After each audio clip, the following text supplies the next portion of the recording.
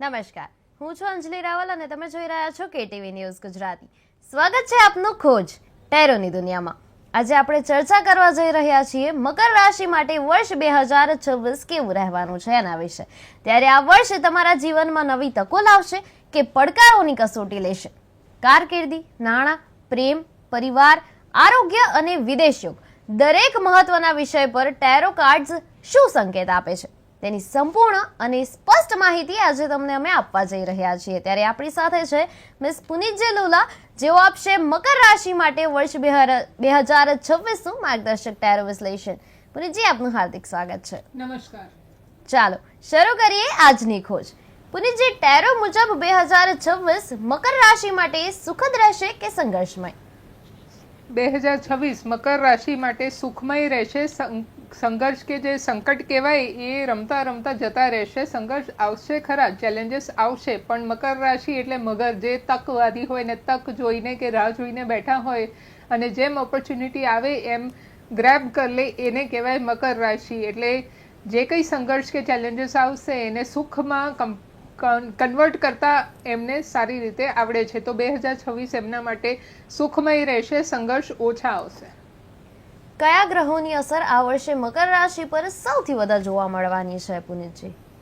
ગ્રહોની વાત કરીએ તો આપણે સૌપ્રથમ જે કેતુ છે એ સૌથી વધારે એમને અસર કરશે અને સાથે સાથે જે શનિનો પ્રભાવ દેખાશે. પણ આ મેં કીધું એમ ચેલેન્જીસ ઓછા આવશે, ટેન્શન ઓછા રહેશે, પણ એને કન્વર્ટ કરશે ખુશીમાં વધારે. એટલે મકર રાશિનું જે મેઇન ક્વોલિટી છે કે ઓપોર્ચ્યુનિટીને ગ્રેબ કરે છે એ બહુ પોઝિટિવ રહેવાનું છે. પુનિતજી, 2026માં જીવનના કયા ક્ષેત્રમાં મોટો ફેરફાર સંભવ છે? મોટો ફેરફાર હિલિંગનું કાર્ડ આવ્યું છે. એટલે ઇમોશનલ જે કંઈ ચેલેન્જીસ આવશે એને ઇઝીલી હીલ કરીને, એને ઇઝીલી પોઝિટિવલી કન્વર્ટ કરીને સારી રીતે 2026ને પસાર કરશે મકર રાશિ. એટલે ક્યાંય ઇમોશનલ મૂડ સ્વિંગ્સ આવે કે ઉતાર ચઢાવ આવે કે રિલેશનશિપમાં કકડાટ આવે તો એનાથી બચવું એ મકર રાશિ માટે આ વર્ષે સહેલું બનશે. પુનિતજી, નોકરી કરતા મકર રાશિના જાતકો માટે પ્રમોશન અથવા બદલાવનો યોગ દેખાય છે? નોકરી કરતા જે મકર રાશિના જાતકો છે એમના માટે ડેફિનેટલી 2026માં બદલાવ કે પ્રમોશન બંનેના યોગ સ્ટ્રોંગ છે. મોમેન્ટ ટુ મોમેન્ટનું કાર્ડ આવ્યું છે. એટલે ડગલે ને પગલે એ લોકો સક્સેસ તરફ આગળ વધશે. ધીમે ધીમે સ્ટેપ બાય સ્ટેપ પ્રમોશન કે ઇન્સેન્ટિવ કે પછી જોબ ટ્રાન્સફરના યોગ દેખાઈ રહ્યા છે, એ બી ખાસ એપ્રિલ મહિના પછી. હવે જે વ્યવસાય કરી રહ્યા છે એમની વાત કરીએ, ત્યારે વ્યવસાયિક લોકો માટે નવો ધંધો શરૂ કરવાનો કયો સમય અનુકૂળ રહેશે? વ્યવસાય એટલે પ્રોફેશનમાં જે કામ કરનારા લોકો છે એમના માટે નવો ધંધો શરૂ કરવાનો ઉત્તમ સમય છે ઓક્ટોબર પછી. એટલે છેલ્લા 3 મહિના ઓક્ટોબર, નવેમ્બર, ડિસેમ્બર એમના માટે બહુ પોઝિટિવ રહેશે, જ્યાં એ લોકો ન્યૂ બિગનિંગ કરી શકે છે. અને પણ ત્યાં સુધીનો કાર્ડ આવ્યો છે સાયલેન્સ. એટલે કોઈની સાથે સિક્રેટ કે મોનોપોલી શેર ના કરતા, નહીંતર તમને જે જસ મળવાનું છે કે લક્ષ્મી મળશે એ આવતા પહેલા જતી રહેશે. પુનિતજી, વિદેશી પ્રોજેક્ટ કે વિદેશી કંપની સાથે જોડાવાની તક મળશે? વિદેશી કંપની કે પ્રોજેક્ટ સાથે પોસ્ટપોનમેન્ટનું કાર્ડ આવ્યું છે. એટલે ફર્સ્ટ હાફ યરનું જવા દેવાનું છે. સેકન્ડ હાફમાં યોગ બહુ સ્ટ્રોંગ દેખાઈ રહ્યા છે કે વિદેશી પ્રોજેક્ટ આવે, વિદેશી કંપની સાથે તમારું ટાઈઅપ થાય અને બહુ જ પોઝિટિવલી તમે અપ્રોચ કરીને એ પ્રોજેક્ટને સક્સેસફુલી કન્વર્ટ કરી શકો. તો આ જે મકર રાશિના જાતકો છે એમના માટે second half of the year foreign projects માટે બહુ જ પોઝિટિવ છે. કારકિર્દી માટે વર્ષના કયા મહિના સૌથી શુભ રહેવાના છે? કારકિર્દી માટે જે કેરિયર છે એમના માટે ફેબ્રુઆરીથી લઈને જે જૂન મહિનો છે એ 4 મહિના તમારા માટે અતિ ઉત્તમ છે, પોઝિટિવ છે. ને કેરિયર તમારું બહુ જ સારી રીતે ડેવલપ થશે, મોમેન્ટ ટુ મોમેન્ટ ગ્રોથ થશે, ફાઇનાન્શિયલ અપલિફમેન્ટ થશે અને સાથે સાથે પ્રોગ્રેસ પણ દેખાશે. તો નામ, દામ અને કામ ત્રણેય વધવાની શક્યતા છે. પુનિતજી, આપણા દર્શક મિત્રોને ખોજમાં જણાવશો કે 2026માં આવકના નવા માર્ગો ખોલવાની શક્યતા દેખાય છે મકર રાશિના જાતકો માટે? આવકના નવા સોર્સ ડેફિનેટલી ખુલશે. ધ સોર્સનું કાર્ડ આવ્યું છે એટલે કે ઇન્સ્પિરેશન. તો તમે જેટલું એનર્જી આ વર્ષે ઇનપુટ કરશો ને 2026નું ટોટલ એક થાય, જે એકનો અર્થ સૂર્ય છે. સૂર્ય જેટલા તેજસ્વાન ને બળવાન બનશો અને દરેક દિવસ તમારા એફર્ટ્સ 100ની જગ્યાએ 200% હશે તો ડેફિનેટલી આ વર્ષ તમારા માટે આવકના નવા સોર્સિસ ઓપન કરે છે ને એ ઓપોર્ચ્યુનિટીઝ સામેથી આવશે. પુનિતજી, શેર માર્કેટ, પ્રોપર્ટી અથવા બિઝનેસમાં રોકાણ કરવું યોગ્ય રહેશે? શેર માર્કેટ, પ્રોપર્ટી કે બિઝનેસમાં રોકાણ કરવું ડેફિનેટલી યોગ્ય છે, પણ એક સલાહ છે કે એક્સપિરિયન્સ લોકોથી સલાહ લીધા પછી તમે ઇન્વેસ્ટ કરશો. કોઈ પણ ડિસિઝન પૂછ્યા વગર કે નોલેજ લીધા વગર ડાયરેક્ટલી જંપલાવતા નહીં, નહીતર મોટું લોસ આવી શકે છે. તો એક પ્રોપર ટ્રેનિંગ કે એક્સપિરિયન્સ લીધા પછી કાં એમની પાસેથી ગાઈડન્સ લીધા પછી તમે કરો તો કોઈ જ ઇસ્યુ નહીં થાય 2026માં. પુનિતજી, અણધાર્યા ખર્ચ અથવા નાણાકીય નુકસાનથી બચવા માટે શું ધ્યાન રાખવું જોઈએ?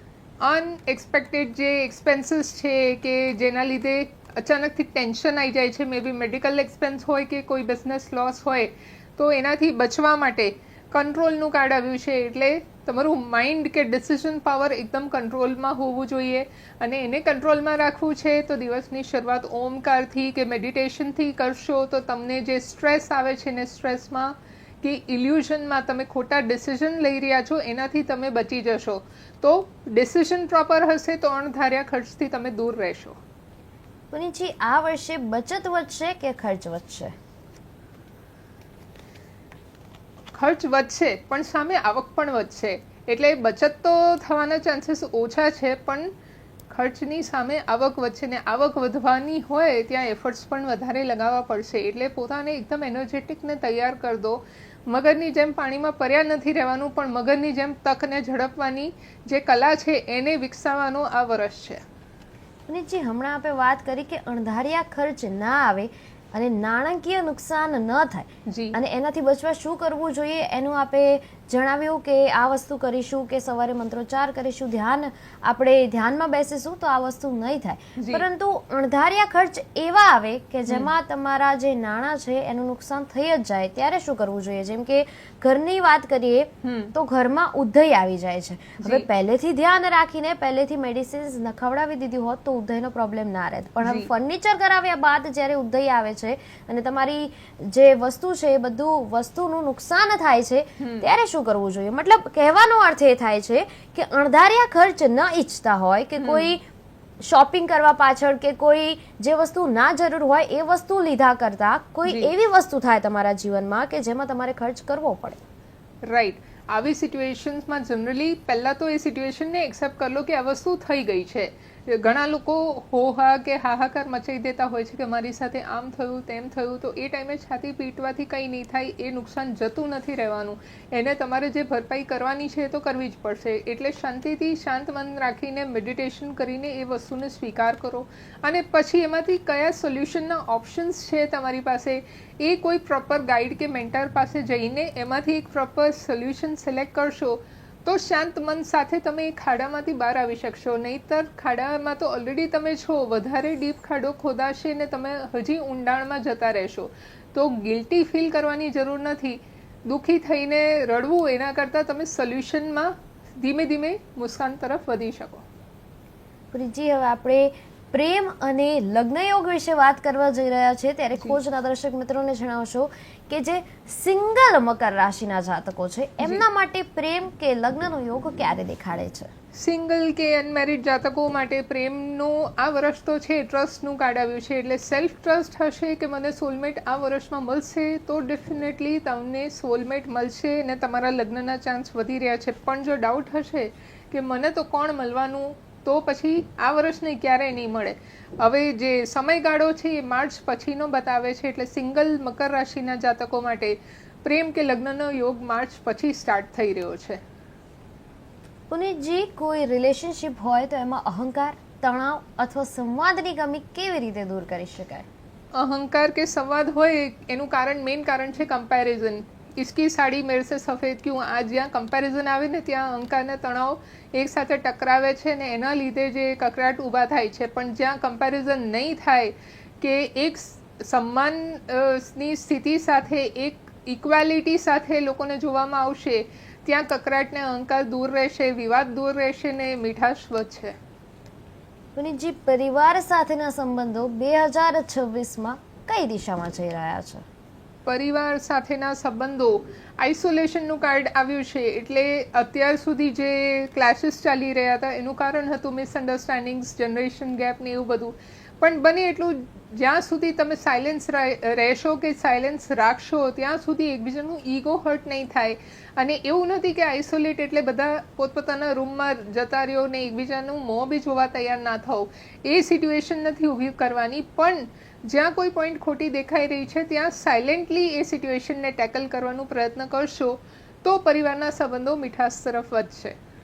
મતલબ સિમ્પલ વસ્તુમાં હું સમજાવું તો કોરોનામાં ક્વોરન્ટાઇન થતા હતા એવું નથી કરવાનું, બટ કહેવાય ને સાયલેન્સ ઇઝ ધ બેસ્ટ કી.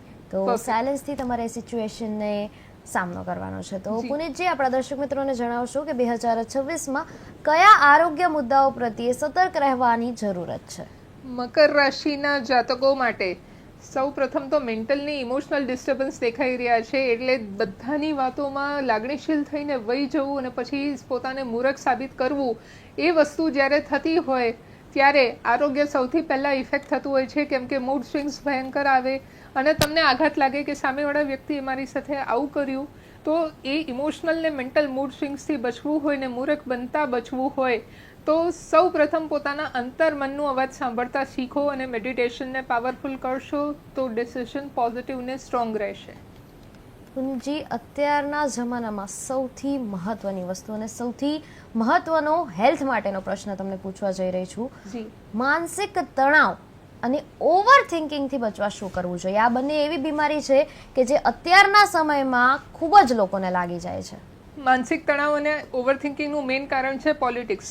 જે તમે ફેમિલીમાં હો કે તમે પ્રોફેશનમાં હો, બધે પોલિટિક્સ રમાઈ રહી છે અને એ પોલિટિક્સના કારણે સતત સ્ટ્રેસમાં વ્યક્તિ રહે છે, જેના લીધે ઊંઘ નથી આવતી, ગોળીઓ વધતી જાય છે અને તમે ખુશ નથી રહી શકતા, કાં સામેવાળાની ખુશી જોઈ નથી શકતા. તો જ્યાં અપેક્ષાઓ હોય ને પોલિટિક્સ હોય ત્યાં આ વસ્તુ નડે છે. પણ એનાથી બચવું હોય તો પોતાને ખુશ રાખો. એક નાના બાળકની જેમ સેલિબ્રેટિવ મોડમાં રાખશો તો ઓટોમેટિકલી તમારું દરેક દિવસ પોઝિટિવ રહેશે, સ્ટ્રોંગ રહેશે અને કોન્ફિડન્ટ રહેશે. હવે આપણે માનસિક તણાવ, ઓવર થિંકિંગ, સ્ટ્રેસ, એન્ઝાયટી એની વાત કરી, ત્યારે હવે એનું સોલ્યુશન યોગ, ધ્યાન અથવા જીવનશૈલીમાં કયા ફેરફાર લાભદાયક રહેવાના છે? યોગ, ધ્યાન અને જીવનશૈલી, તમારા લાઈફસ્ટાઈલમાં જો યોગ અને ધ્યાનને ઇન્વોલ્વ કરો છો ફક્ત 5 મિનિટ તો રાઇપનેસનું કાર્ડ આવ્યું છે એટલે તમને પાકા ફળ મળશે. તમે જીવન જીવવાનું ધ્યેય જોઈ શકશો કે તમે ખરેખર મનુષ્ય જન્મ લઈને કેમ આવ્યા છો અને એ તમારું જે અર્થ છે એ સાધક થશે, સાર્થક થશે અને સાથે સાથે લોકો બી તમને ઓળખતા થશે. તમને અત્યાર સુધી જે જસ નહોતું મળતું હવે એ મળવા લાગશે. જો આટલા બેનિફિટ થતા હોય તો યોગને ધ્યાનથી શું કામ દૂર રાખવું પોતાને? અને ધ્યાન કરવાની સિમ્પલ ટેકનિક છે, ફ્લ્યુટ મ્યુઝિક સાંભળો અને શાંતિથી માઇન્ડને રિલેક્સ કરો. પુનિતજી, મકર રાશિના જાતકો માટે 2026માં વિદેશ યાત્રા અથવા સેટલમેન્ટનો યોગ બની રહ્યો છે? ફોરેન ટ્રાવેલ અથવા ફોરેન સેટલમેન્ટ, કોમ્પ્રોમાઇઝનું કાર્ડ આવ્યું છે એટલે ચાન્સીસ ઓછા છે કે સેટલ થાવ, પણ યાત્રા એટલે ટ્રાવેલના ચાન્સીસ પૂરેપૂરા છે. તો તમે ટ્રાવેલ કરીને પોતાનું માઇન્ડ રિલેક્સ કરી શકો, વેકેશન પર જઈ શકો અથવા તો શોર્ટ પ્રોજેક્ટ તમને ફોરેનમાં કરવા મળે એવી તકો દેખાઈ રહી છે. તમે જઈ શકશો પરંતુ શોર્ટ ટ્રીપ માટે. બિલકુલ. તો હવે એ જે શોર્ટ ટ્રીપ છે એ મુસાફરીનો જે સમય છે એ કયો સમય અનુકૂળ છે? મુસાફરી માટે સૌપ્રથમ તો અન્ડરસ્ટેન્ડિંગનું કાર્ડ આવ્યું છે એટલે જે કંઈ ડિસિઝન લો એ સમજી વિચારીને લેજો. ટ્રાવેલિંગ માટે હળબડીમાં કે ઉતાવળમાં ડિસિઝન ના લેશો અને બીજા મહિના પછીનો સમય શુભ દેખાય છે એટલે ફેબ્રુઆરી પછી તમે જે કંઈ વિદેશના ટ્રાવેલ કરશો એ તમારા માટે બેનિફિશિયલ રહેશે ને પોઝિટિવ રહેશે, સાથે તમને પ્રોટેક્ટ પણ કરશે. પુનિતજી, 2026માં મકર રાશિ માટે કયો રંગ શુભ રહેવાનો છે? મકર રાશિ માટે સૌપ્રથમ તો ગ્રે કે બ્લેક રંગથી દૂર રહેવાનું છે. એમના માટે જે પોઝિટિવ રંગ છે એ છે યલો, ઓરેન્જ અને રેડ. દિવસ કયો શુભ રહેશે? દિવસમાં જે કાર્ડ આવ્યું છે એ ટોર્ટોઇસનું કાર્ડ છે એટલે વર્તમાનમાં દરેક દિવસ જે ઘડી તમે વર્તમાનમાં જીવો છો ને ભૂતકાળ કે ભવિષ્યનું નથી વિચારતા, એ દરેક દિવસ તમારા માટે શુભ રહેશે. કયો એક અંક લકી રહેવાનો છે? નંબરની વાત કરીએ તો 4 નંબર મકર રાશિ માટે લકી દેખાઈ રહ્યું છે એટલે જેનું બી ટોટલ 4 આવતું હોય, મોબાઈલ નંબર છે, ઘરનું નંબર છે કે કારનું નંબર છે, એ બધી વસ્તુઓ તમારા માટે લકી સાબિત થશે. પુનિતજી, કયો રત્ન અથવા ધાર્મિક ઉપાય લાભ આપશે? રત્ન અથવા ધાર્મિક ઉપાય ધ ક્રિએટરનું કાર્ડ આવ્યું છે, એટલે જેટલી એનર્જી તમે તમારી અંદર ક્રિએટ કરશો ઓમ ચેન્ટિંગ કરીને એટલું તમારા માટે પોઝિટિવ રહેશે. તો દિવસમાં ફક્ત 9 મિનિટ કાઢીને તમે ઓમ ચેન્ટિંગ કે ઓમકારનો ઉચ્ચાર કરશો તો એનાથી એક નવી ઉર્જા સર્જન થશે. સાથે સાથે તમારે જે રત્ન પહેરવાનું છે એ છે સિટ્રીન ક્રિસ્ટલ, અથવા તો તમે આ શનિનું રત્ન ધારણ કરી શકો, એનાથી તમને પોઝિટિવ રિઝલ્ટ મળશે. પુનીતજી, તમે આ જે બંને રત્ન કહ્યા એ બંને રત્નો શું આપશે મકર રાશિના જાતકોને? મકર રાશિના જાતકોને સૌ પ્રથમ તો ચેલેન્જીસને ફેસ કરવાનું કે સામનો કરવાનું એક તાકાત, હિંમત ને ડેરિંગ આપે છે. અને સાથે સાથે જે ઓપોર્ચ્યુનિટીઝ આવે છે એને તમે ફૂલ ફ્લેજથી, ફૂલ એફર્ટ્સથી, એનર્જીથી એને ગો થ્રુ થઈ શકો અને એમાંથી પૂરેપૂરો બેનિફિટ લઈ શકો, એની એક મેન્ટલ સ્ટેબિલિટી આપે છે. 2026માં સફળતા માટે કઈ એક વાત ખાસ ધ્યાનમાં રાખવી જરૂરી છે?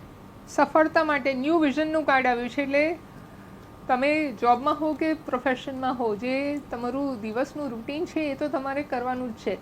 સાઈડમાં કંઈક એડવેન્ચરસ કરીને તમારું એક ટ્વિસ્ટ વર્ઝન લોકોની સામે લાવશો તો એ વસ્તુ હાઇલાઇટ થશે મકર રાશિના જાતકો માટે. મકર રાશિના જાતકો માટે 2026નું જે વર્ષ છે એના માટે કયો લકી કાર્ડ છે? મકર રાશિના જાતકો માટે લકી કાર્ડ બતાવી રહ્યું છે હુ યુ રિયલી આર, એટલે તમે શું છો એ પહેલાં પોતે ઓળખી લો. એમાં છે આઈ એમ hall, I am perfect, I am strong, I am powerful, I am loving, I am harmonious, I am happy.